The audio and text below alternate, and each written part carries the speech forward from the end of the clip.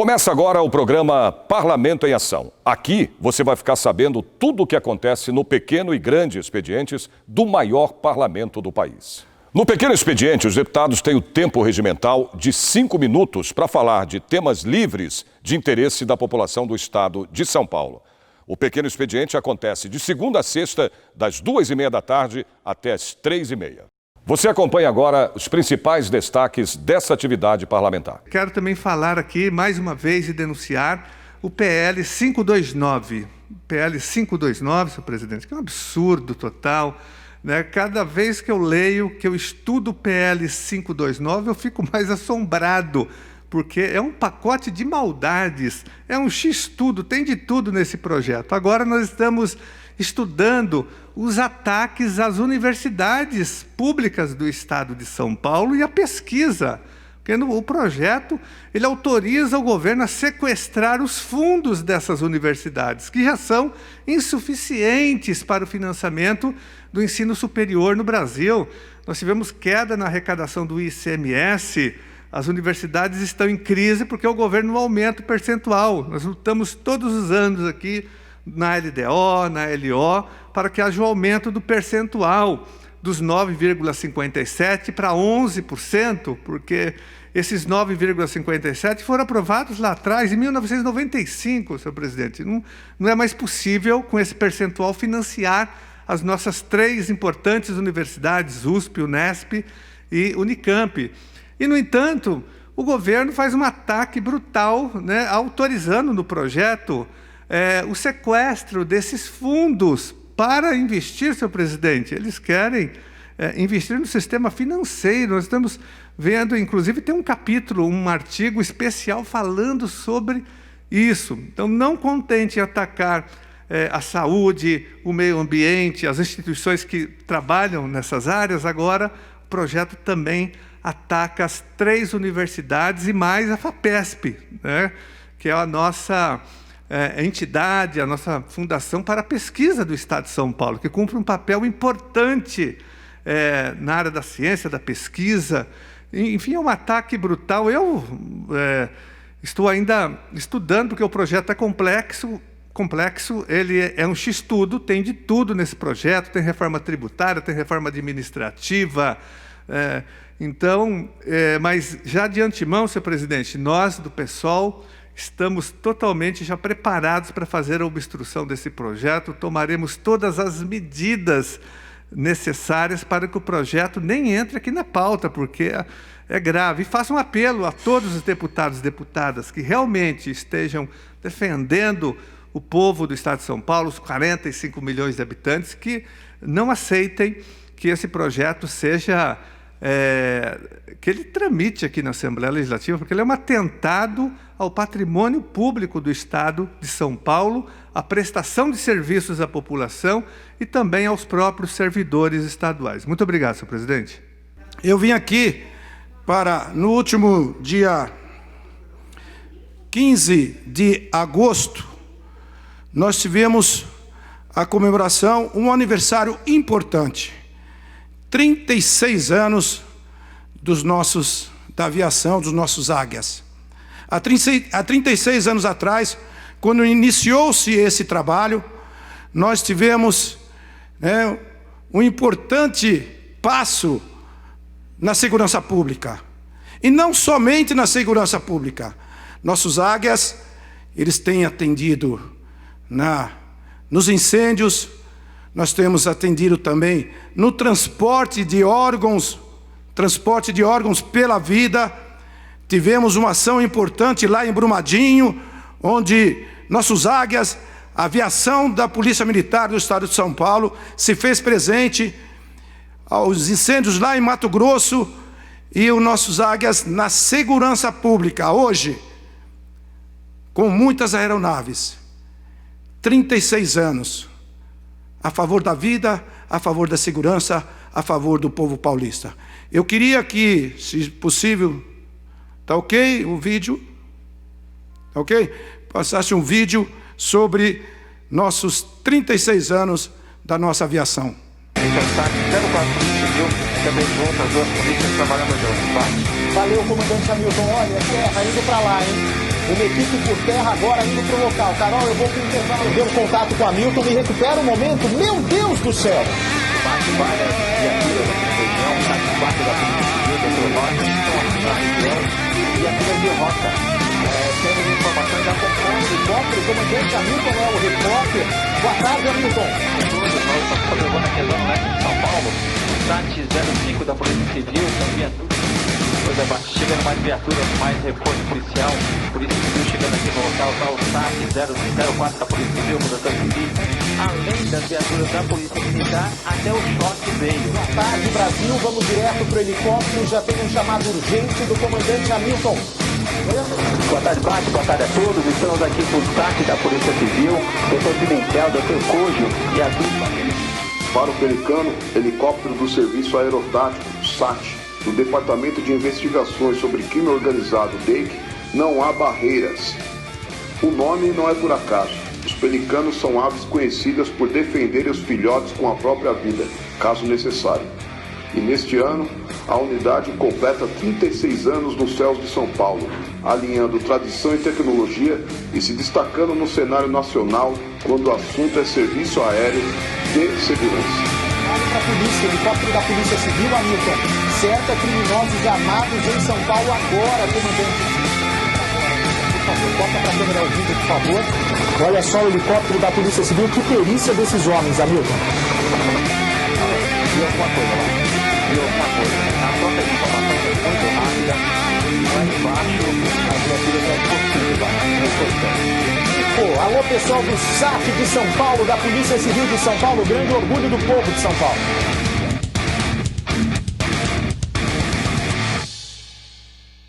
Desde acho que quinta-feira, né, que esse projeto chegou na casa, que eu estou debruçada sobre ele, e eu tenho tentado toda a sessão falar um pouquinho, né, sobre os muitos pontos no projeto que me chamam a atenção. Até no final de semana escrevi nas redes, alertando as pessoas, sobretudo contadores, tributaristas, que o projeto, apesar de não elevar alíquotas, ele acarreta um aumento na carga tributária. O imposto causa-mortes vai ser devido independentemente da abertura de inventário. No caso de separação, em que o acordo, né, seja diverso da meação 50%, 50%, a parte excedente vai ser objeto de tributação. Se eventualmente isso já vinha acontecendo, a normativa vigente não é tão clara, então aqueles eventos que eram objeto de discussão judiciária, com a redação que o governo propõe, deixarão de ser. Com isso, eu não estou dizendo que sou a favor ou contra, mas eu acho importante que a população conheça o mérito dos projetos que estão em trâmite na casa, porque a imprensa está noticiando que é exclusivamente um projeto de enxugamento da máquina pública, e isso não é verdade, né? Ele traz muitas outras modificações. Pois bem, eu já elogiei na semana passada a parte da possibilidade da Procuradoria não recorrer naquelas matérias que já estão, vamos dizer assim, pacificadas nos tribunais. Tem um outro ponto importante no projeto, quando ele possibilita que a Procuradoria-Geral negocie os débitos tributários com os devedores do Estado. Tá? Isso é uma parte que eu considero positiva. Só que neste capítulo, o projeto condiciona essa negociação à dívida estar inscrita. Então, a Procuradoria-Geral só poderá fazer acordos com devedores cuja dívida esteja inscrita, né, na dívida ativa da Fazenda. Entretanto, num outro capítulo, em que o texto fala da securitização das dívidas do Estado, né, dos créditos, na verdade, o projeto possibilita que o Estado negocie seus créditos com o sistema financeiro, com títulos de valores. E o que tem chamado a atenção é o seguinte, eu vejo esses dois capítulos como capítulos espelho, né? A Procuradoria negocia com seus devedores e depois vende seus créditos. O que está me chamando a atenção é o seguinte, no que tange a possibilidade da Procuradoria negociar com seus devedores, há uma exigência de que a dívida esteja inscrita, ou seja, é uma dívida inquestionável, aquilo existe, passou por todos os trâmites. No que concerne a venda de crédito por parte do Estado, está escrito lá que a dívida pode ou não estar inscrita. Então, é o seguinte, o governo poderá vender créditos que ainda não são certos. E qual é a minha preocupação? Por que eu estou preocupada com isso? Porque se vai vender, vai entrar dinheiro. Só que toda vez que você vende um crédito, você também se endivida. Então, eu tenho a preocupação, que eu quero dividir com a população, com os colegas, de nós estarmos autorizando o governo a se endividar, o que, num primeiro momento, vai ensejar a entrada significativa de valores, ou pode ensejar. Entretanto, muda o governo e o que entrar depois talvez tenha que honrar esses créditos que podem não ter sido pagos pelos devedores. Então, não sei se está ficando claro. Tem um capítulo que permite que o Estado negocie com seus devedores. E um outro capítulo que possibilita que o Estado venda seus créditos. Aqui tem que ser débito certo. Aqui não tem que ser crédito certo. Eu tenho medo que, nesta parte, a lei possa ferir a lei de responsabilidade fiscal. Então, talvez hoje ou amanhã, que é nosso último dia para emendar, eu vou apresentar uma emenda exigindo que, também na hora de vender um crédito, o Estado tenha que se cingir aos créditos certos, ou seja, tem que estar inscrito na dívida ativa. Ainda na seara da lei de responsabilidade fiscal, eu vejo aqui um problema no projeto 529. Porque quando a gente vai ler as disposições transitórias, no artigo 5º, nós encontramos o seguinte: o montante equivalente ao superávit financeiro apurado ao final do exercício de 2019 dos fundos dos poderes Legislativo, Judiciário, Ministério Público, Tribunal de Contas do Estado, Defensoria Pública, poderá ser utilizado para a aplicação das finalidades previstas no caput do artigo 16. Uma leitura rápida faz a pessoa não perceber o que é isso aqui. Como eu tenho falado já há um bom tempo sobre o fundo do Judiciário, o fundo da Lesp, fui uma das que mais brigou, ou pelo menos uma das primeiras a brigar, para que nós liberássemos o fundo aqui da Assembleia para o enfrentamento do Covid, esse dispositivo me chamou a atenção. Eu falei, nossa, será que a gente vai poder utilizar esses fundos, né, em prol da sociedade? Só que quando a gente conjuga o artigo 5º das disposições transitórias com o artigo 16, surge um problema. Que problema é esse? O artigo 16 possibilita que os vários fundos do Poder Executivo e estes que são citados ao final sejam liberados para utilizar em quaisquer finalidades, inclusive no pagamento de pessoal. Então, vamos lá. Os fundos são criados por leis que atribuem a esses mesmos fundos finalidades específicas. Quando nós aprovamos uma lei, né, a proposta do governo é essa, dizendo que esses fundos poderão ser utilizados para quaisquer finalidades, eu entendo que nós estamos novamente dando uma carta branca, né, para o Poder Executivo e para os órgãos que dominam esses fundos. Então, seria como a Assembleia matando as leis aprovadas pela mesma Assembleia. Só que o caso é mais grave, porque diz que esse dinheiro pode ser utilizado para pagar pessoal. Que pessoal é esse? É a base? São aqueles servidores que ficam ali no fronte? É a cúpula? Prêmios poderão ser pagos com esses fundos? Então, me parece que esse dispositivo 16, sobretudo quando olhado em conjunto com o artigo 5º, ele fere a lei de responsabilidade fiscal. Por isso, eu vou emendar esse dispositivo, prevendo que os fundos até podem ser utilizados, mas para abatimento da dívida do Estado de São Paulo com a União. Porque se o objetivo é o rigor fiscal, né, o enxugamento, ou seja, o nosso Estado ficar independente, tem fundos bilionários. Muitas vezes as previsões legais, eu acho que estão mesmo ultrapassadas. Vamos liberar esses fundos? Vamos, para pagar a dívida. Então eu vou apresentar uma emenda, porque me parece absurdo a casa dar aval para a utilização dos fundos para quaisquer finalidades, inclusive pagamento pessoal. Amanhã vão criar prêmios, gratificações, né, bônus de final de ano. E aí, quando a gente questionar, vão dizer, mas vocês aprovaram isso aí, deputados. Então não pode. Vou apresentar uma emenda sobre isso também. O artigo 35, ele também é preocupante. Eu queria chamar a atenção dos colegas para esse artigo 35.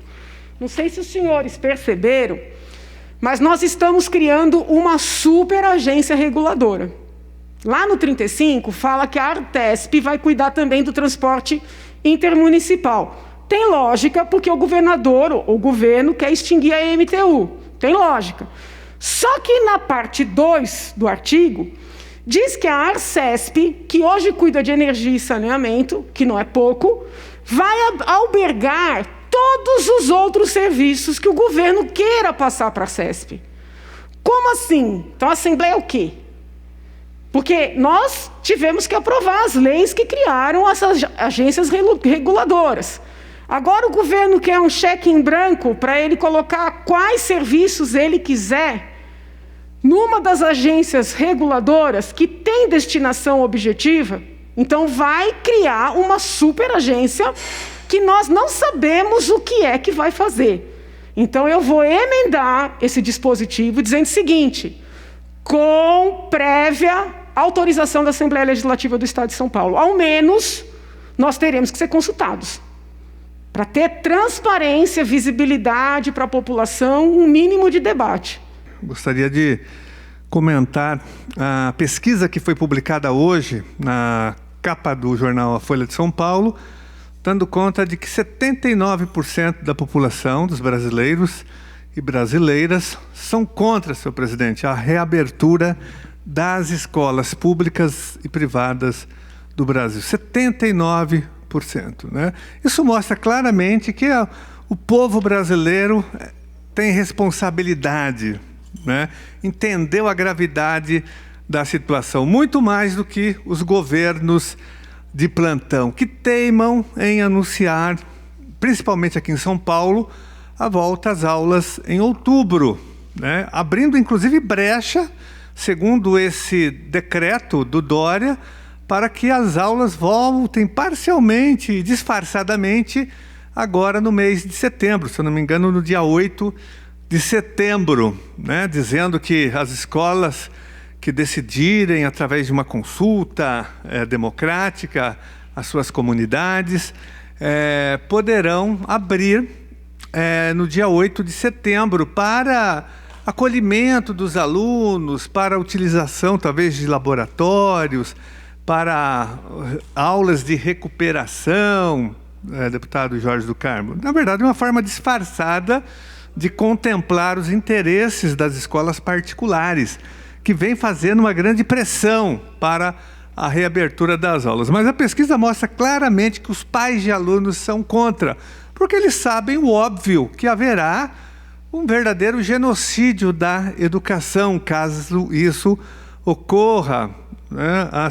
Todas as pesquisas mostram isso, as orientações dos sanitaristas, e no caso do Estado de São Paulo, a situação é muito mais grave, e é de uma irresponsabilidade criminosa essa decisão do Dória, né, de sinalizar a abertura em setembro ou em outubro, porque no Estado de São Paulo, as escolas públicas e privadas movimentam aproximadamente 13 milhões de pessoas. 13 milhões. Não estou falando em 3, são 13 milhões de pessoas ou mais no Estado. No Estado com 45 milhões de habitantes, isso significa um número altíssimo, quase um terço da população se movimentando a mais e transportando o coronavírus para cima e para baixo e contaminando, sobretudo, as os familiares dessas crianças e os profissionais da educação, que serão os alvos, daí, no caso, preferenciais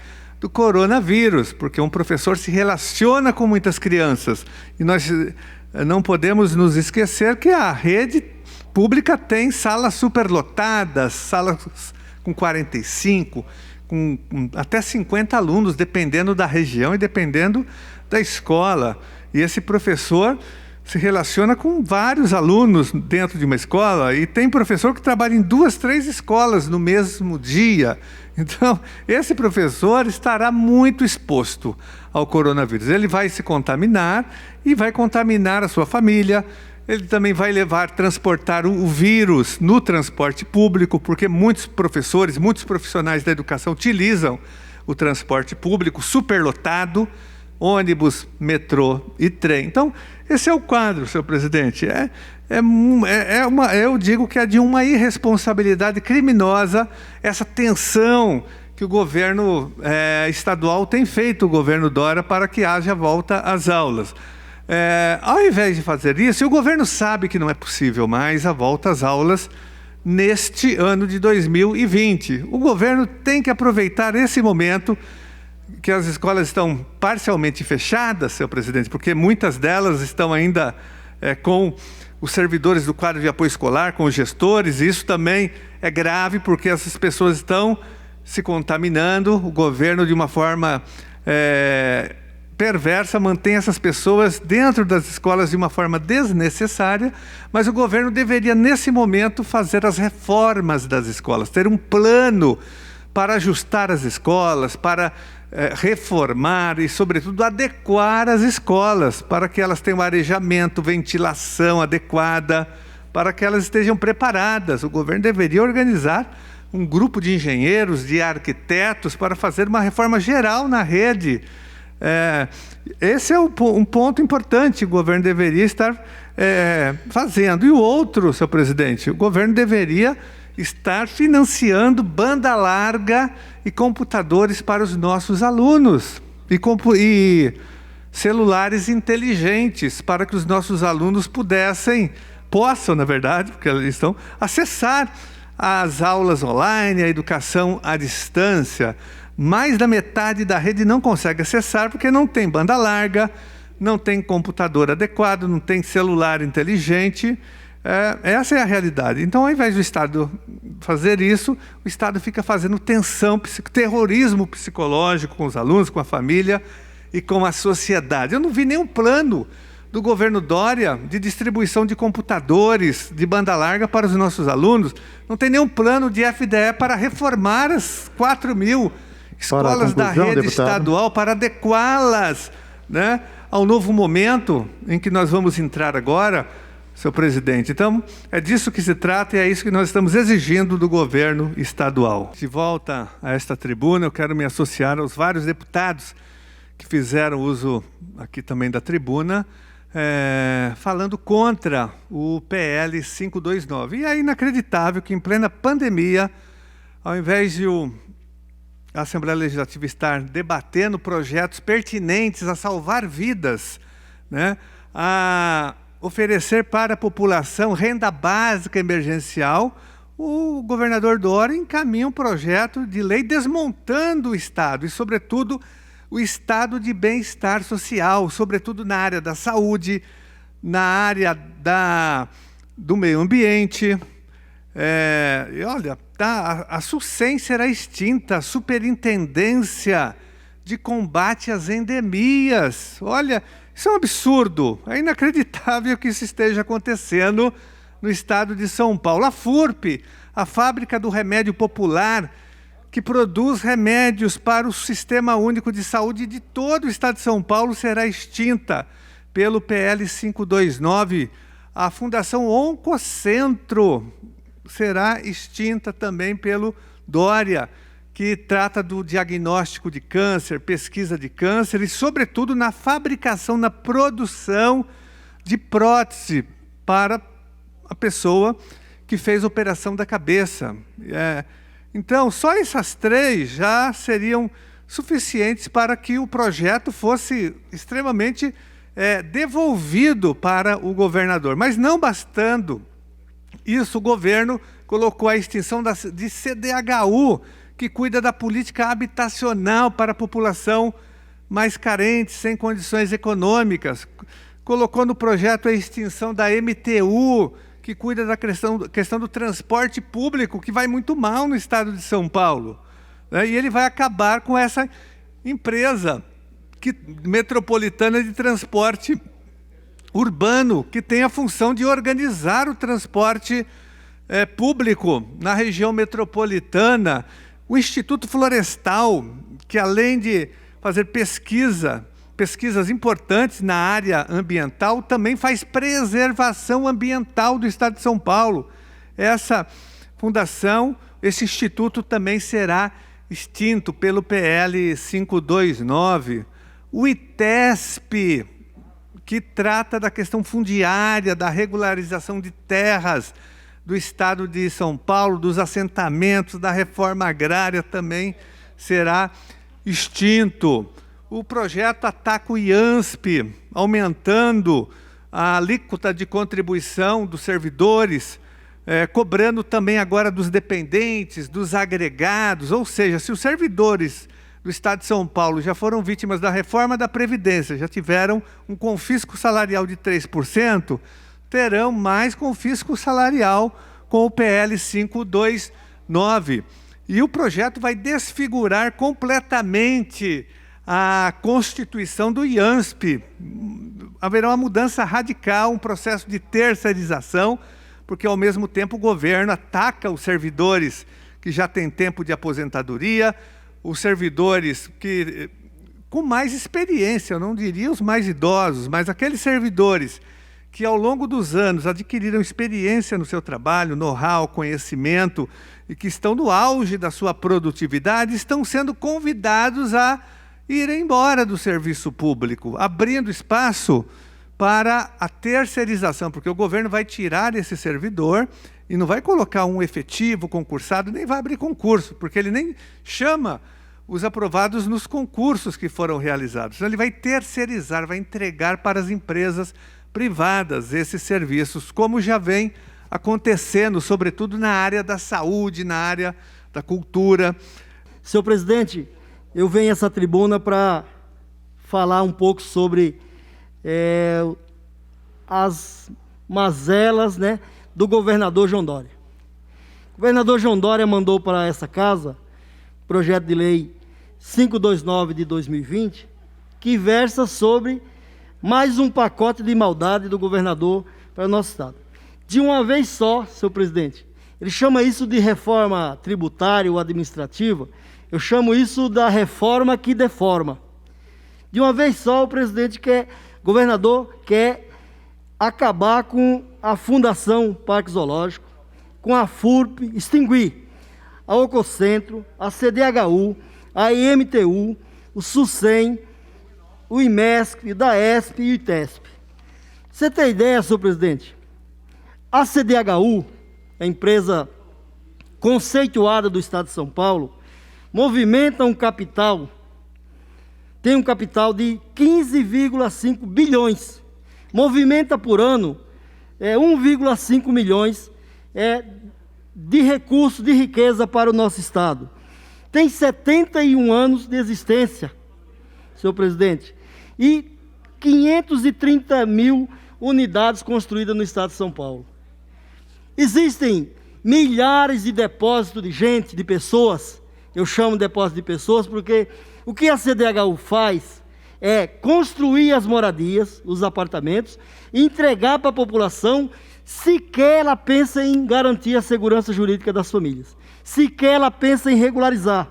E aí, não é possível a gente pensar o que o governador pretende fazer com a extinção da CDHU. Quem vai cuidar desse passivo?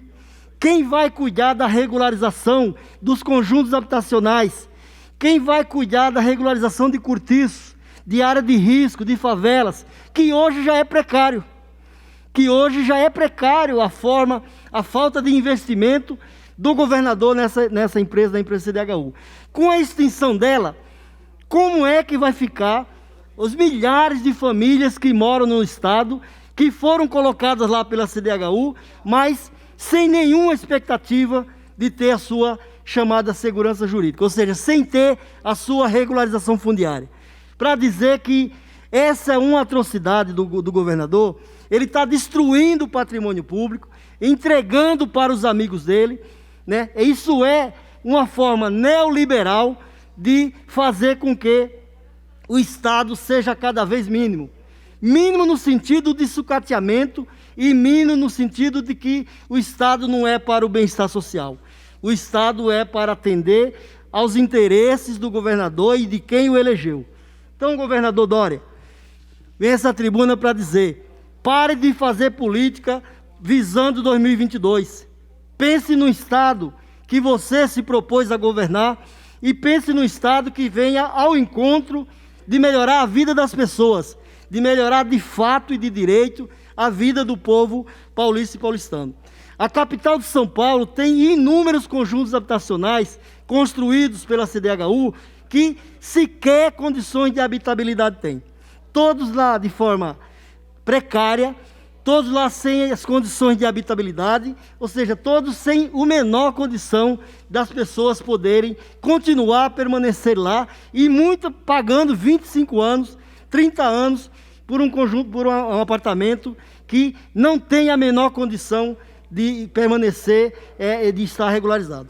Por isso eu quero repudiar, dizer que nós vamos cobrar do governador, nós vamos obstruir esse projeto, nós vamos apresentar emenda, nós vamos apresentar emenda ao judiciário, nós vamos questionar ele no judiciário, porque esse projeto é inconstitucional. E nós não vamos permitir que o governador pense que o Estado de São Paulo é um patrimônio da casa dele, que ele pode dispor a que quiser. O patrimônio público foi construído para o bem do povo paulista e paulistano, não para o governador João Dória querer fazer dele a bel prazer, entregar, vender o patrimônio da população paulista e paulistana. Então vamos aqui, de forma responsável, de forma combatente, defender o patrimônio público do Estado de São Paulo, que o governador João Dória quer cada vez mais acabar, cada vez mais dilatar, porque ele pensa que o patrimônio público é a casa dele, é pessoal para ele fazer o que quiser. Muito obrigado, senhor presidente.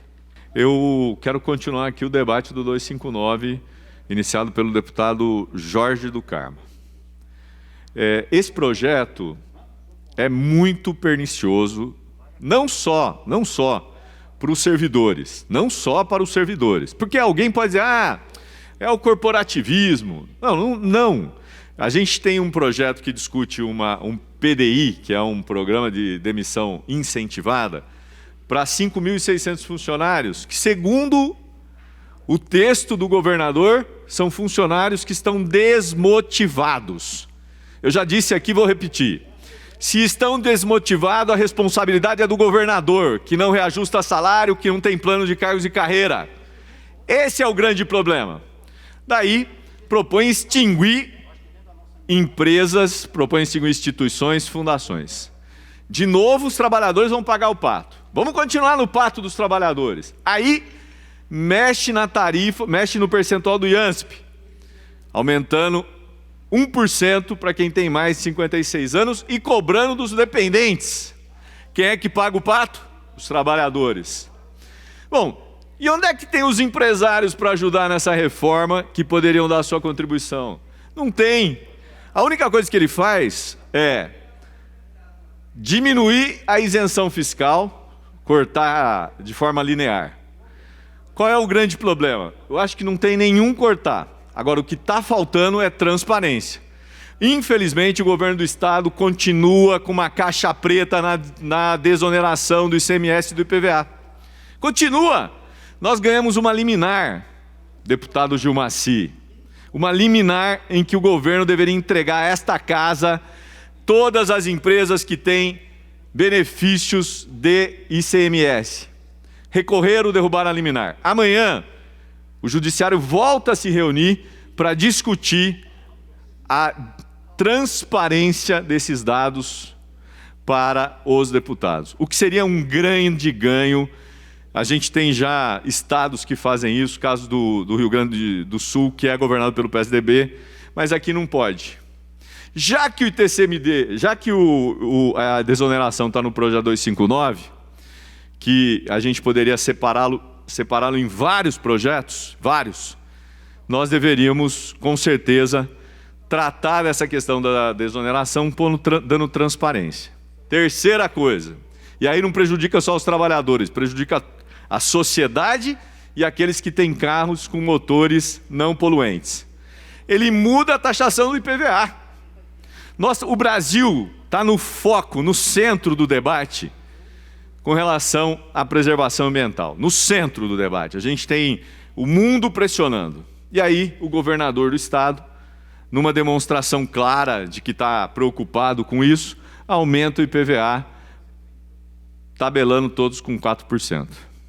Se não bastasse isso, tem ainda a Assembleia que vai de roldão, né? Porque lá no projeto está dito que, se for aprovado, ele não vai precisar mais de autorização para renovar as isenções do ICMS e do IPVA. Ele pode continuar do jeito que ele quiser. A gente podia falar ainda dos fundos, que podem atingir, se aprovado, as universidades, a FAPESP, em especial no que tange às pesquisas, e no momento em que a gente precisa de investimento nas pesquisas para o combate à Covisa, para essa situação que a gente vive nesse momento. Infelizmente, o governador tomou uma decisão equivocada, aliás, mais uma, porque tira dos trabalhadores, bate no meio ambiente, quer uma carta e um cheque em branco dessa casa, e pior, propõe extinguir empresas, institutos, fundações que têm uma importância para esse Estado histórica, que é o caso do ITESP, que trabalhou regularização fundiária, que discute os quilombolas e que simplesmente o governador quer tirar do mapa. Como a CDHU, que o deputado Dr. Jorge falou aqui, como a MTU, ou como várias outras daquelas fundações e entidades que ele propõe extinguir, sem ao menos trazer para o parlamento informações se as empresas são superavitárias, se não são, se cumpriram os seus planos de meta. É inadmissível. Por isso eu espero, senhores deputados e senhoras deputadas, que essa Assembleia impeça, primeiro, a urgência, né? Porque 3 dias, hoje é o último dia para a emenda. Segundo, a tramitação apressada que o governo quer. Muito obrigado, senhor presidente. Eu vim aqui para falar também do famigerado projeto 529.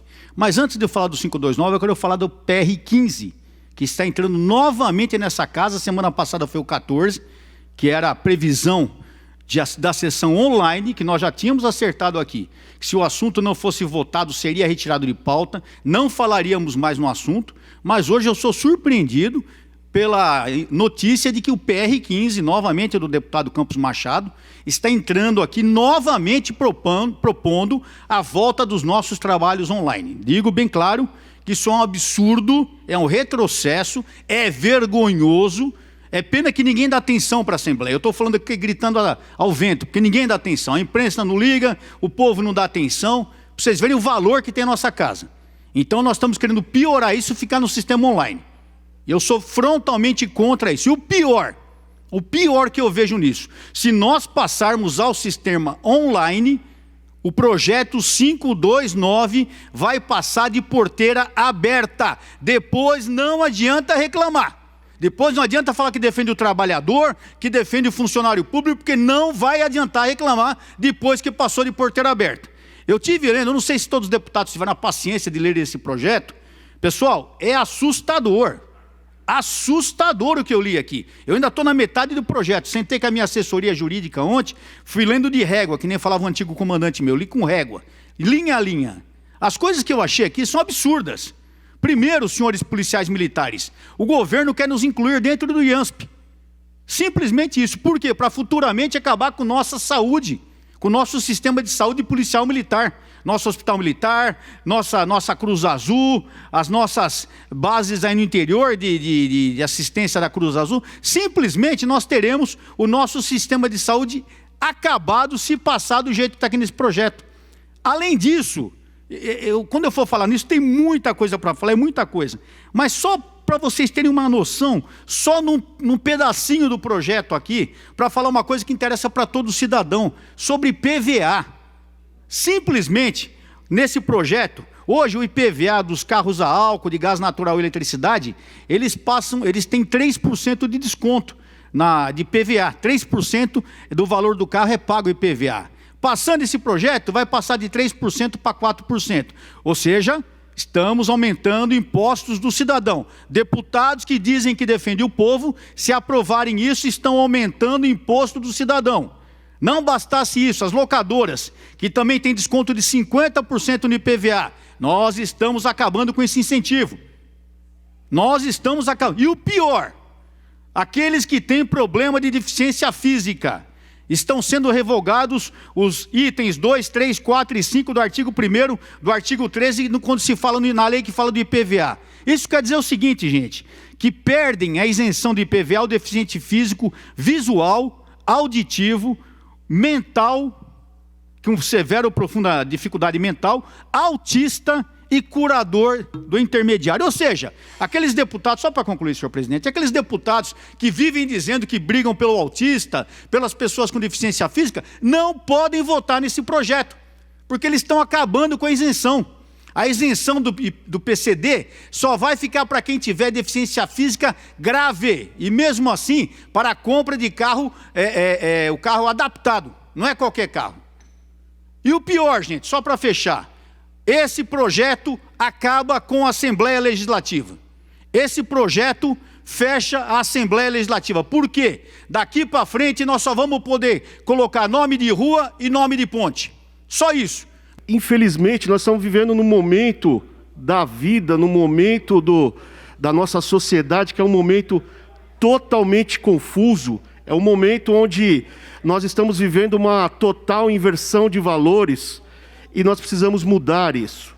Esse mês celebramos o Dia do Advogado e eu o cumprimentei, Sargento Nery, por advogado, que Vossa Excelência também é, e fiz uma crítica aqui, parabenizei a todos os advogados do Brasil, exceto um.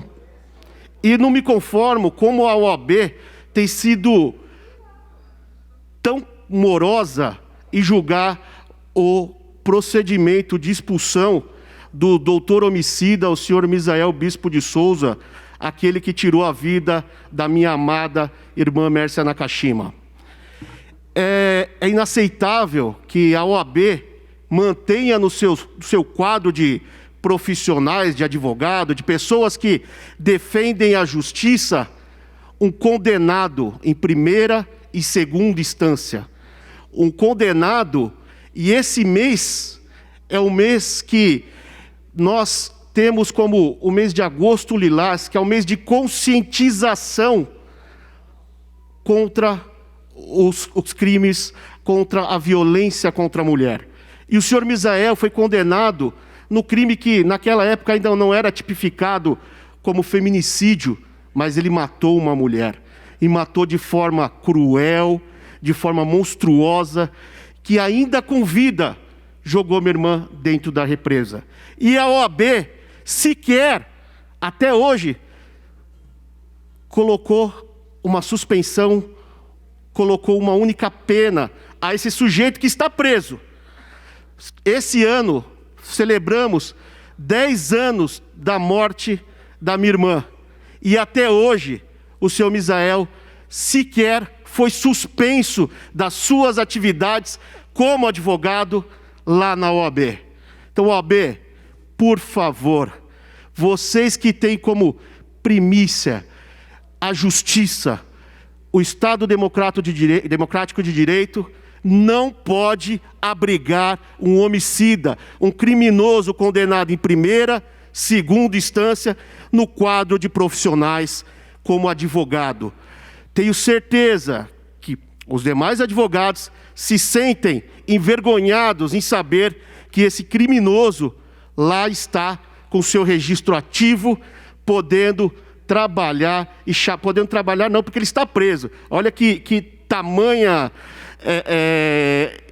ironia, não, que contrassenso é isso. Então, daqui a pouco o senhor Misael vai estar na rua, porque vem conseguindo aí a progressão de regime, e a OAB, de forma morosa, continua mantendo o senhor Misael como advogado. É uma honra novamente estar aqui presente. Hoje um dia muito especial, dia 19 de agosto, esta quarta-feira repleta de significados. Eu vou começar enaltecendo a grande gestão e o governo Bolsonaro por uma série de obras de infraestrutura, por uma série de medidas que têm sido tomadas no seu governo e, acima de tudo, pelo combate à corrupção, que por si só valeria, uma vez que ele pegou o seu mandato com um passivo gigantesco. Para vocês terem uma ideia, o governo federal está construindo no Nordeste 3.800 cisternas, e até o fim de 2020 serão 10 mil para abastecer a população com problemas hídricos numa região crônica de falta de água. O Ministério da Cidadania está atuando fortemente no Nordeste, promovendo mais desenvolvimento do que jamais foi feito nos últimos 50 anos.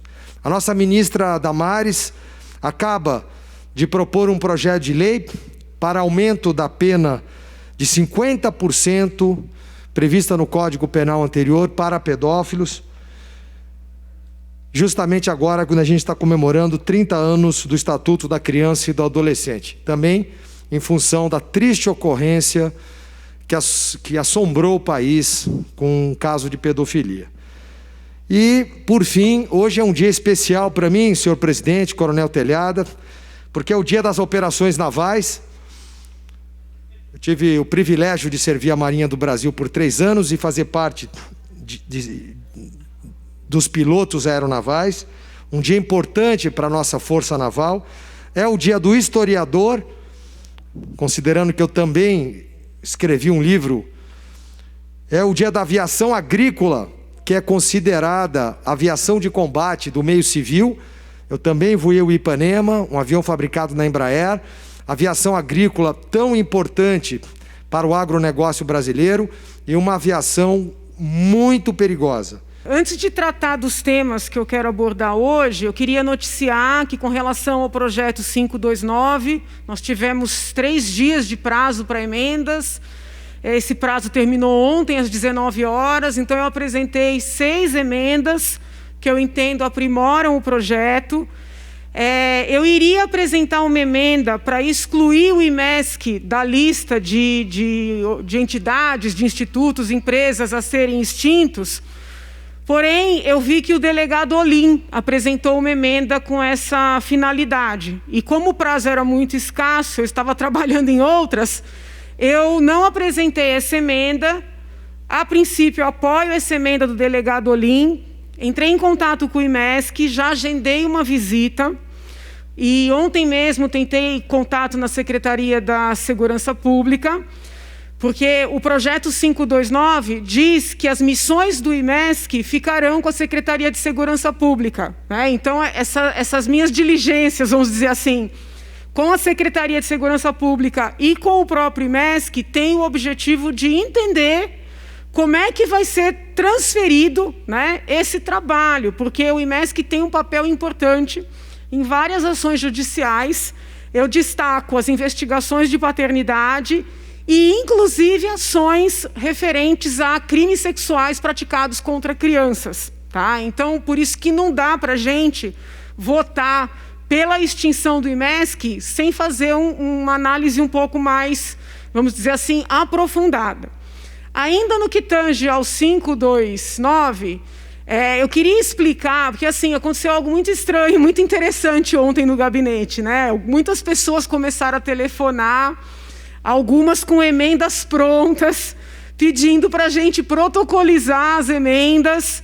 E eu não estou criticando nenhum colega que eventualmente, vamos dizer assim, aceite, né, esse tipo de colaboração. Não é crítica aos outros, mas eu quero deixar muito claro como é que eu trabalho, né? Para fazer uma emenda, eu procuro conhecer efetivamente o tema a respeito do qual eu estou propondo uma alteração no projeto. As emendas, por exemplo, para tirar a FURP e o Oncocentro do rol das empresas a serem extintas, elas decorrem de um trabalho assim, muito longo que eu fiz o ano passado. Eu visitei a FURP, eu reuni aqui com funcionários, eu participei de audiência pública. No que tange ao Oncocentro, eu visitei, a assessoria visitou, eu os recebi aqui, eu fui para um evento de abraço ao Oncocentro. Então, são emendas que decorrem de um trabalho realizado, né? Então, eu não quero ofender ninguém, todas as instituições serão visitadas, as pessoas estão sendo atendidas, o trabalho, como sempre, é um trabalho democrático. Porém, eu gostaria de deixar público que eu não considero algo interessante, assim, não acho... Eu achei um pouco estranho, né? As pessoas insistirem tanto, telefonarem tanto, enviarem emendas prontas. Claro, é democracia, né? A gente lê, mas assim, nós não somos, vamos dizer assim, protocolo, né? Então eu queria deixar isso aqui público. Que mais? Apresentei 3 emendas ao projeto de resolução do deputado Campos, que objetiva, uma vez mais, o deputado propõe que nós voltemos na modalidade virtual. Eu respeito, sei que tem muitos colegas que defendem que retornemos à modalidade virtual. Porém, eu confesso que não me sinto confortável, porque as pessoas estão todas debatendo, né? Não só retornar às atividades econômicas, mas retornar às aulas, né? Existe um debate intenso na sociedade. Como é que a população vai receber a notícia de que os deputados estão indo no caminho contrário? Eu sei que tem colegas que já falaram aqui no plenário que têm muito medo, que se sentem inseguros. Eu respeito esse sentimento, mas eu vejo que deputado, deputada, é função essencial, né? Nós somos como soldados da República. Eu acho que nós temos que enfrentar. Então, eu tenho um pensamento nessa linha, né? Como a minha bancada está dividida, se não houver pedido de verificação, vou declarar meu voto contrário. Se houver, eu vou ajudar a obstruir, porque eu penso que não seria o momento. Apresentei algumas emendas para transformar esse projeto em algo mais transparente, mas já deixo aqui pública também a minha posição. Queria falar rapidamente de 2 temas que chegaram ao meu conhecimento. E, na verdade, não é uma denúncia, não é nenhum tipo de ataque, é mais uma solicitação. Pessoas entraram em contato comigo hoje cedo, em razão da obra do metrô, que vai ser feita na Zona Leste de São Paulo, mais especificamente em Jardim Têxtil e na Penha. Pelo fato dessa obra, né, implicar a derrubada de 300 árvores, ou pelo menos existe autorização para derrubar 300 árvores. As pessoas mandaram fotografia, não são árvores como outras quaisquer, muito embora todas as árvores sejam importantes, mas é um sítio arqueológico, né, o Complexo da Rapadura. E é um ambiente preservado, extenso, usado para lazer, para prática de atividades esportivas. Então, muito embora eu reconheça aqui a importância da obra, né, para estender as linhas do metrô, o que vai favorecer a população, inclusive a própria população desses bairros, eu gostaria de solicitar, né, ao governo do Estado, à Secretaria dos Transportes, peço até para encaminhar esse trecho para a Secretaria, ao metrô, que procure uma alternativa, né? Eu vou oficiar também, mas eu acredito que seria possível fazer um estudo para avaliar, né, se esta obra não pode ser realizada numa outra localidade ou passando por uma outra localidade. Pelo que eu entendi da documentação, querem derrubar esse parque para fazer um estacionamento, né, acoplado ao metrô, a estação de metrô que vai estar por ali. Então, eu peço um pouco de atenção nesse sentido, se possível esclarecimentos. Hoje telefonamos também em vários setores, não conseguimos nenhum tipo de informação mais detalhada, mas a população local está muito incomodada, fizeram manifestações ontem, fizeram manifestação hoje. Então, é um pedido para que nós tentemos conciliar, né, essa modernização com a preservação ambiental, né, que seria uma abordagem sustentável. Todo mundo sabe que eu não sou uma radical do meio ambiente, mas eu não vejo por que, se houver uma alternativa, nós não buscarmos conciliar. E um outro tema que chegou ao meu conhecimento também, até já entramos em contato com a ouvidoria da Secretaria da Saúde, estou aguardando informações, mas foi um tema que para mim foi muito novo, né? Eu desconhecia esse procedimento, e a, entre aspas, denúncia ou a reclamação, a queixa que chegou foi a seguinte, que em alguns hospitais públicos no estado de São Paulo, mulheres vítimas de câncer estão sendo obrigadas a fazer o tratamento, né? O procedimento se chama braquiterapia, tá? Sem anestesia ou sem sedação. Uma das assessoras conseguiu levantar um trabalho acadêmico, constatou que mulheres que já tiveram o útero retirado, seja em virtude do tumor, ou em virtude de alguma situação anterior, normalmente passam por esse procedimento realmente sem sedação, e mulheres que não retiraram o útero precisam ter essa sedação, porque senão a dor é insuportável.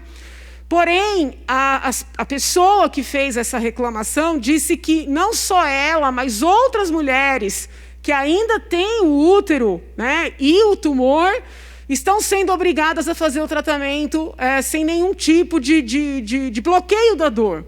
Então, foi uma única pessoa que entrou em contato comigo, nós fizemos contato com o hospital, com a ouvidoria, mas eu gostaria de pedir, né, caso isso efetivamente esteja ocorrendo, uma atenção, né, do senhor secretário da Saúde, que eu sei que está assumindo a pasta agora, não é fácil, né, mas para essa situação, porque se é desumano, como eu venho denunciando desde o início do meu mandato, uma mulher ser obrigada a fazer um parto sem anestesia, e infelizmente, né, isso é uma realidade no Brasil, em São Paulo, em toda a rede pública, me parece ainda mais desumano uma pessoa passar por um procedimento, que parece ser, pelo que eu entendi, um procedimento de ataque direto ao tumor, né, por via interna, via ginecológica, sem nenhum tipo de bloqueamento de dor, né? Então, é um pedido aqui, caso isso esteja acontecendo, realmente, não me parece que foi uma situação isolada, um olhar caridoso, solidário das autoridades do Estado. Eu vou oficiar, mas já faço aqui essa solicitação. Muito obrigada, senhor presidente. Respeitando aqui o distanciamento entre os deputados, a tribuna devidamente higienizada, retiro minha máscara para poder falar a respeito um pouco sobre esse projeto que chegou do governo do Estado de São Paulo, o projeto 529, aqui nesta casa, que chegou de maneira atropelada, uma forma de... O que me preocupa aqui, a forma como o governador João Dória tem feito quando ele traz os projetos para essa Assembleia. Vejam só, os deputados estaduais são responsáveis por fiscalizar o Executivo e por buscar a transparência que o Executivo realiza suas ações. Esse projeto 529, em mais uma ação bastante autoritária do governador João Dória, ele quer atropelar a nossa casa, essa casa de leis que pertence ao povo paulista. Ele quer ter plenos poderes para agir como ele acha que deve agir. Mais uma vez, eu repito, governador João Dória, o Estado de São Paulo não é propriedade sua. O Estado de São Paulo pertence às pessoas. O que o senhor enxerga são números, mas o senhor não representa apenas números, o senhor representa principalmente pessoas, famílias, a população do Estado de São Paulo. E o que o senhor está trazendo, propondo, com esse absurdo desse projeto, é justamente impactar negativamente a vida de milhares de pessoas. Não só as pessoas que trabalham nessas fundações, essas autarquias, que dependem desse trabalho para se sustentar as suas famílias, mas também o impacto que isso vai causar no serviço à população. Veja só, o Oncocentro, que faz um trabalho tão bonito e primoroso para pacientes com câncer, inclusive realizando o trabalho de próteses, reconstruindo rostos de pessoas doentes através do SUS. Ele quer acabar. E detalhe que o Oncocentro, ele fica numa área nobre aqui de São Paulo, na Rua Oscar Freire. Então, diante de tudo que a gente vem vendo que o governador autoritário João Dória tem feito durante esse período, desde o ano passado, nos gera uma desconfiança muito grande, porque ele não tem palavra. Não é possível confiar no que o governador João Dória fala. O que ele fala aqui não se cumpre aqui. E nós, como deputados, temos o dever de impedir que ações autoritárias aconteçam. Estamos aqui representando a população do Estado de São Paulo e merecemos respeito. Além de diversos absurdos que existem nesse projeto 529, aumento de impostos, aí a gente consegue enxergar ainda mais como realmente é um governador desumano. Ele não pensa em pessoas. De fato, ele não pensa. Ele está retirando aqui, dentro desse projeto, a isenção para autistas, como o deputado Coronel Telhada citou aqui ontem. Para pessoas com deficiências, com pessoas cegas, ou seja, essas pessoas que já estão em situação de vulnerabilidade, que já têm uma dificuldade, inclusive, de ter algum respaldo do poder público. Milhares e milhares de lares brasileiros, paulistas, que têm em suas casas pessoas com síndrome de Down, pessoas autistas, pessoas cegas, que precisam ter um mínimo de garantia de poder locomover o seu paciente dentro de casa para um hospital, para uma escola, para um atendimento social, para um atendimento psicológico. Mas ele não se importa com isso. Ele se importa apenas com os interesses próprios. Governador João Dória, essa casa aqui merece respeito. Os deputados aqui eleitos merecem respeito. Nós não iremos dar esse cheque em branco para o senhor fazer o que o senhor bem entender com o Estado de São Paulo. O senhor precisa entender o seguinte: ninguém aguenta mais a forma como o senhor vem administrando São Paulo. Não é desse jeito, não é dessa forma e nós não iremos admitir. Enquanto aqui estivermos, aqui lutaremos e combateremos o bom combate em prol do Brasil, em prol do Estado de São Paulo e das pessoas que aqui moram. Nós temos um compromisso com a população e iremos continuar fiscalizando os seus desmandos. Muito obrigada, senhor presidente.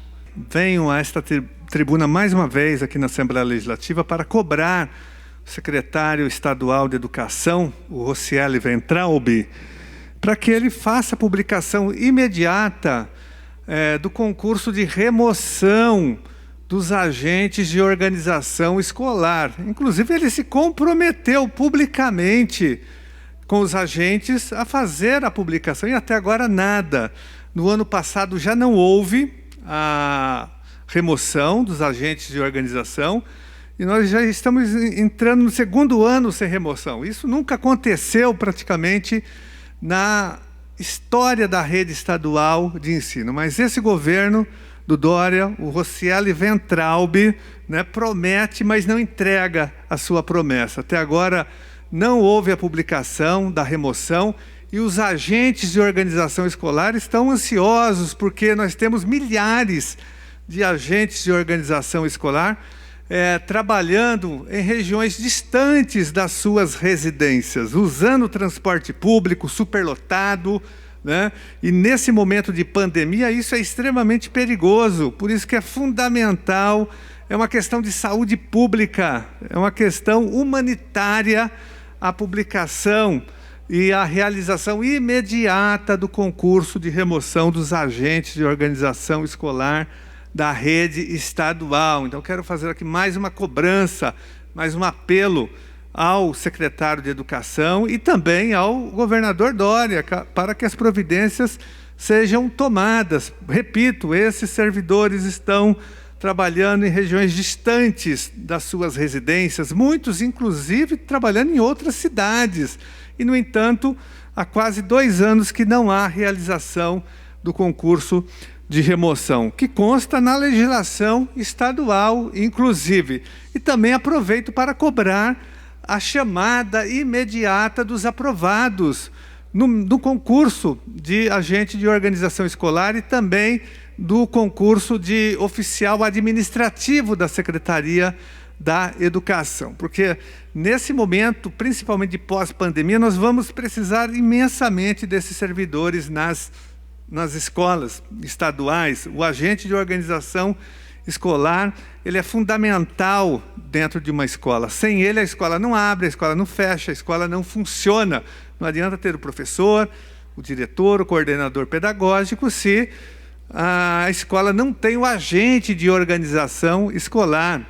A função dele é estratégica para o funcionamento da escola e para que haja, de fato, a realização do processo ensino-aprendizagem. Então, nós estamos aqui exigindo que a Secretaria faça a imediata remoção dos agentes que se inscreveram e também que faça a chamada dos aprovados, porque tem concurso, senhor presidente, e nada, eles não chamam. A Secretaria da Educação tem precarizado, né, a chamada dos agentes de organização escolar e, com isso, precariza o funcionamento da rede estadual de ensino, das mais de 4.000 escolas que estão com os seus módulos incompletos desses servidores. E o governo ainda fica ameaçando volta às aulas num cenário como esse, com escolas sem funcionários, sem estrutura, sem reformas, sem quadras, com escolas de lata.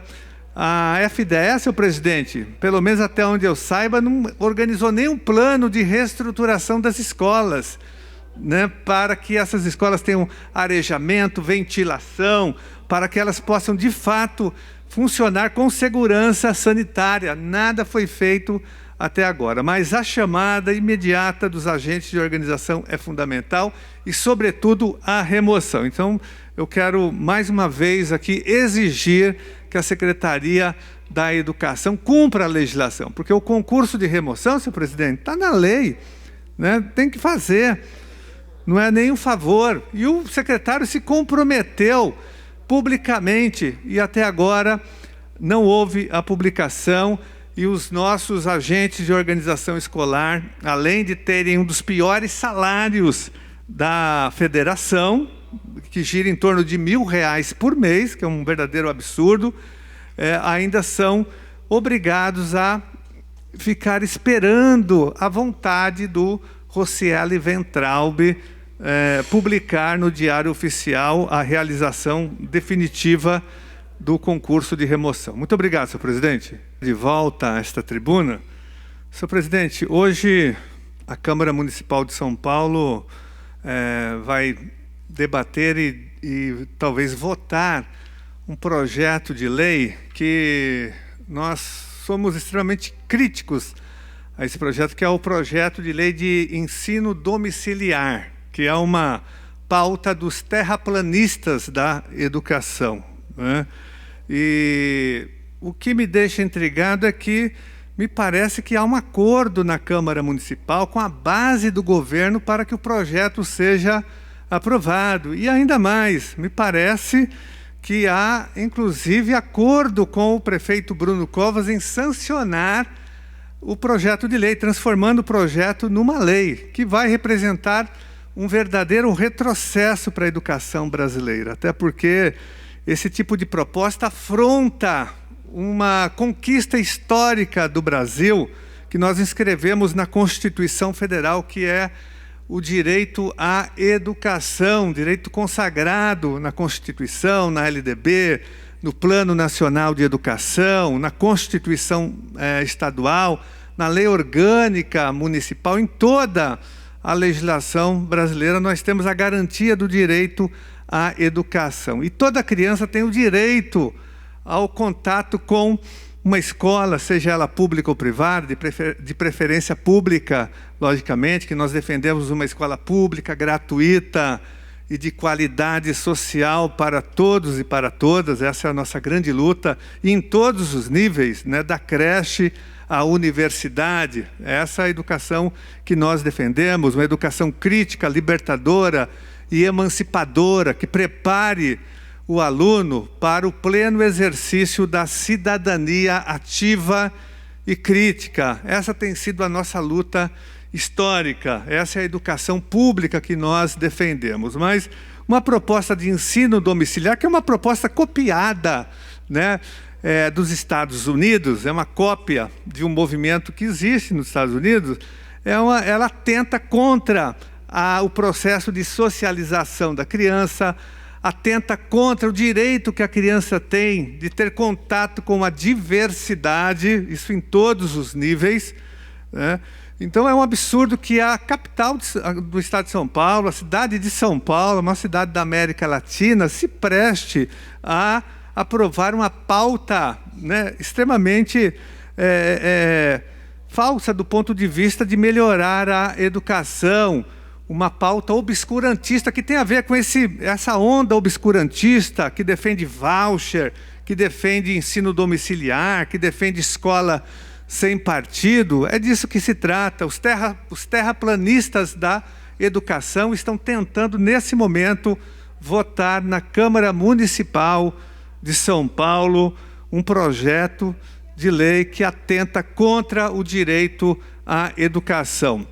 Os educadores são contra, né? Centenas de organizações sociais, de entidades que representam quem de fato está no chão da escola, que são as entidades representativas da educação, dos servidores da educação, dos profissionais da educação, todas, sem exceção, são contra esse tipo de projeto. Então é hora ainda de barrar essa proposta. Eu faço aqui um apelo às pessoas que estão assistindo a TV Alesp, que pressionem, conversem com os vereadores da Câmara Municipal para que eles votem contrariamente ao projeto de ensino domiciliar, que, repito, que atenta contra a educação, o direito à educação das nossas crianças, dos nossos adolescentes, sobretudo. A nossa bancada do pessoal está lá fazendo oposição, né, com o nosso líder, o vereador Celso Janazzi, que está obstruindo e denunciando essa tentativa de impor uma pauta obscurantista na cidade de São Paulo. Como se não bastasse, senhor presidente,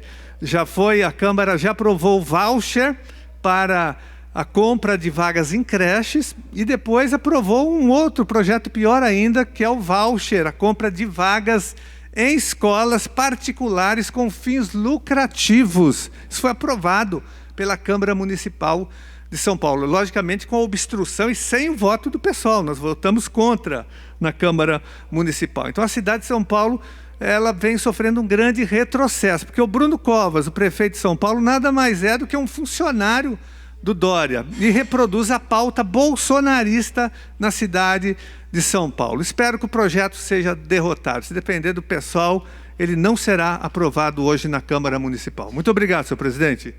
Senhor presidente, eu subo mais uma vez a esta tribuna, me direciono aos nobres deputados e solicito, senhor presidente, ao governo do estado de São Paulo que olhe com carinho ao que está acontecendo. A escola Clave de Sol é uma escola que cuida de crianças autistas, de crianças que elas têm uma necessidade especial. Ela atende 320 alunos especiais de várias faixas etárias de toda a região de Sorocaba e possui 2 unidades, sendo uma para alfabetização e outra para atividades diversas. Dos 320 alunos que a Clave de Sol atende, 173 são credenciados pela Secretaria Estadual de Educação através da Diretoria de Ensino. Com o repasse suspenso, a diretoria ela vendeu o carro para tentar reabrir a escola. Atualmente, a direção está cortando gastos e demitindo funcionários, e o fechamento da escola está próximo. Esqueci que eu tinha combinado com o presidente que eu não ia tirar mais a máscara para não arrumar confusão. Só um minuto. Não. E, senhor presidente, a escola Clave de Sol, que é uma escola que está, infelizmente, fechando, ela atende essa quantidade enorme de estudantes, de pessoas que elas têm necessidades especiais e infelizmente está fechando. Então faço aqui o meu apelo ao governo do estado para que olhe com carinho o que está acontecendo na cidade de Sorocaba, na região de Sorocaba, porque isso daqui atende centenas de famílias. Mais uma vez, nós temos, por exemplo, no nosso estado, no Tesouro, no erário, dinheiro sendo veiculado para porcaria de live, aí para esses artistas ficarem lacrando, enquanto nós temos escolas que estão necessitando de verba de repasse público para poder existir e fazer um serviço muito mais essencial do que essa lacração que o governo do estado, infelizmente, repassou dinheiro durante essa pandemia. Então, eu solicito aqui aos nobres deputados, deputada Carla Morando, deputado Carlão Pignatari, para que converse com o governador do estado, para que ele olhe para essas crianças com carinho e faça o dinheiro do povo chegar aonde é necessário, no atendimento especificamente às crianças da Escola Clave de Sol. Eu quero dizer que hoje nós estamos mobilizados em todo o Brasil para pressionar os deputados na Câmara dos Deputados, em Brasília, para que haja a derrubada do veto 17, né, o veto famigerado e perverso veto imposto pelo presidente Bolsonaro contra os servidores públicos, na Lei Complementar 173, no parágrafo 6º do artigo 8º dessa lei, que congelou, senhor presidente, os reajustes salariais, a reposição salarial, que é garantida pela Constituição Federal, de todos os servidores do Brasil, com database estabelecida por cada ente federativo, e também congelou as promoções e as evoluções funcionais, como quinquênio, licença-prêmio, sexta parte, toda essa evolução, que é uma conquista dos servidores, toda essa evolução, toda essa progressão foi congelada, foi tungada, foi confiscada pelo governo Bolsonaro dos servidores públicos, dos profissionais da educação,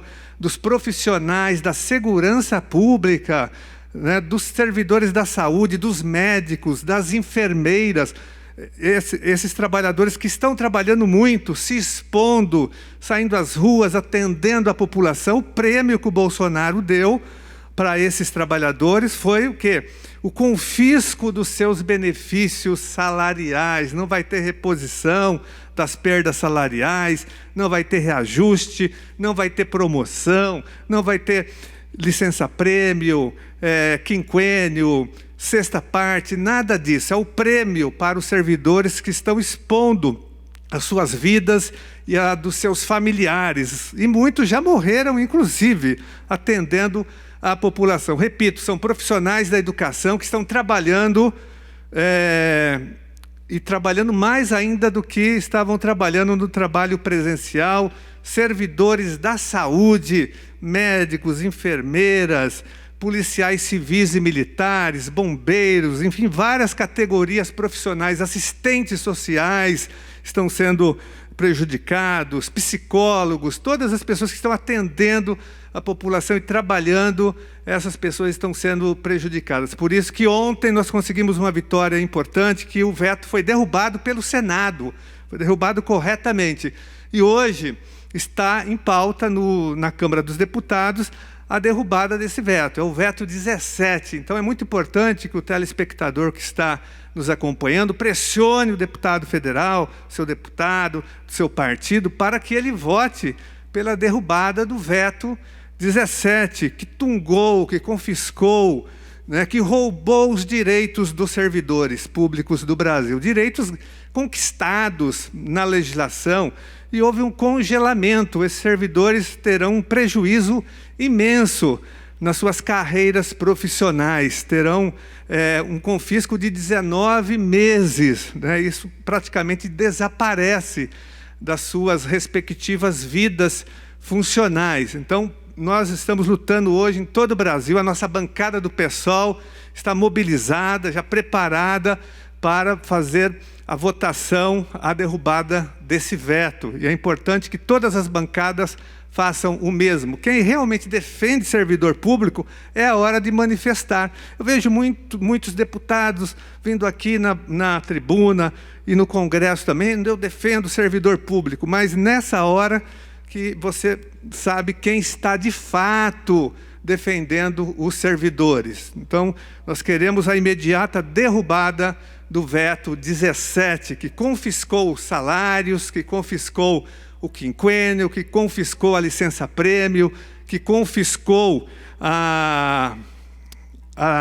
enfim, vários benefícios, senhor presidente, relacionados também à evolução funcional e à progressão na carreira, que são evoluções estabelecidas em cada carreira, em cada estatuto do funcionalismo público, seja ele municipal, seja ele estadual, seja ele federal. Então, faço um apelo aqui para que todos os deputados, inclusive os deputados da Assembleia Legislativa, pressionem os seus aliados dos seus partidos em Brasília para que eles façam o mesmo, para que eles derrubem o famigerado e perverso e cruel veto 17, para que nós possamos restabelecer o direito do quinquênio, da sexta parte, da licença-prêmio, da reposição das perdas inflacionárias e do reajuste salarial. Então, derruba o veto 17 hoje na Câmara dos Deputados. Muito obrigado, senhor presidente. Um PL que ele ataca frontalmente os direitos públicos e sociais dos cidadãos e das cidadãs paulistas. Por quê? Porque quando nós mexemos, por exemplo, com a Fundação, né, de Oncologia, que tem um trabalho fantástico, né, de reconstituição, próteses, essas coisas, tudo, é brilhante o trabalho dessa fundação. E propõe a extinção, poxa vida, é algo assim que dói no fundo da alma, né? Quantas pessoas precisam daquilo lá? E veja bem, o Estado entra com 400 mil e o SUS 490 mil. 490 mil. Então, deputado Gil, isso é cócega na mão do governo, com tanta coisa, né, que é mais que isso. Então, eu acho que são questões assim que, na verdade, tem coisas muito mais, eu diria assim, tem ações que teriam um impacto muito maior que isto. Por exemplo, a isenção. Vá à Franca e veja quantas fábricas de calçados têm isenção. Só Franca, né? E os bilhões que esses anos todos essas empresas tiveram de isenção. E aqui não se trata de ter briga entre empresa. Isso que eu defendo. Eu defendo a vida das empresas, porque senão não tem emprego, claro. Mas o que não pode é isentar de alguma coisa que sustenta o Estado. Isso não pode. Essa é uma razão do Estado existir. É exatamente tanto o imposto que nós pagamos quando compramos um litro de álcool, um alimento para comer, né, até o imposto que a empresa também tem que pagar. Isso é da Constituição, isso tem que ser revisto imediatamente.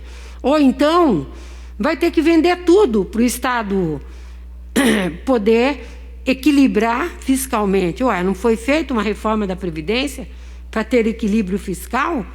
E ela não foi uma pequena reforma, ela foi maior, e digo isso sem medo de afirmar, que a nacional. Ela foi, tá certo? Frontalmente maior. Eu disse isso várias vezes. Eu falei, Gil, eu não menti. Eu falei o tempo todo aqui nessa tribuna.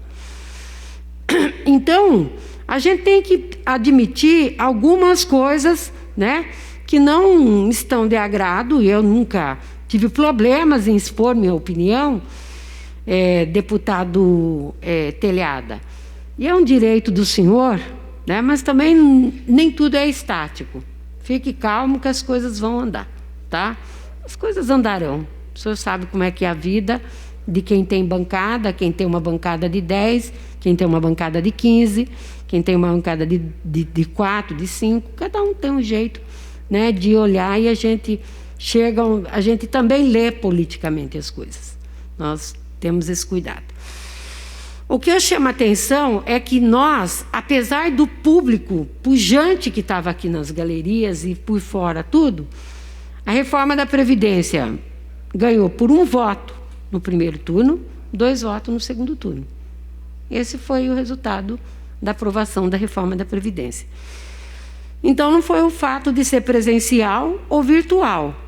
Se o governo tiver decidido a fazer, ele vai jogar pesado, né? E eu não vou, tanto que pós o processo, eu disse, eu não vou incriminar as razões por que as pessoas votaram favoráveis. Eu acho errado o governo usar da metodologia que usa para forçar votações que tem pessoas que vieram me confessar. Se eu fizer isso, tenho perdas tais e tais. Aí eu tenho que admitir. São perdas para a pessoa. Então, não posso, né, colocar no paredão se a gente não muda a correlação de forças. Essa é uma questão que é tarefa do processo eleitoral. Termino por último, senhor presidente, só um minutinho, para pedir para que os pais que estejam nos assistindo nessa tela, eu peço encarecidamente, não mande seus filhos para a escola. Não serão 3 meses de aula que vai recuperar, tá?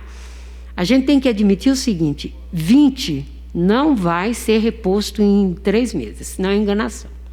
É melhor trabalhar um calendário com 20 e 21 e ter este compromisso do que fazer enrolação e a coisa ser burocrática e o menino, o estudante ou a estudante, não ter o conhecimento que lhe é devido, tá? Muito obrigada.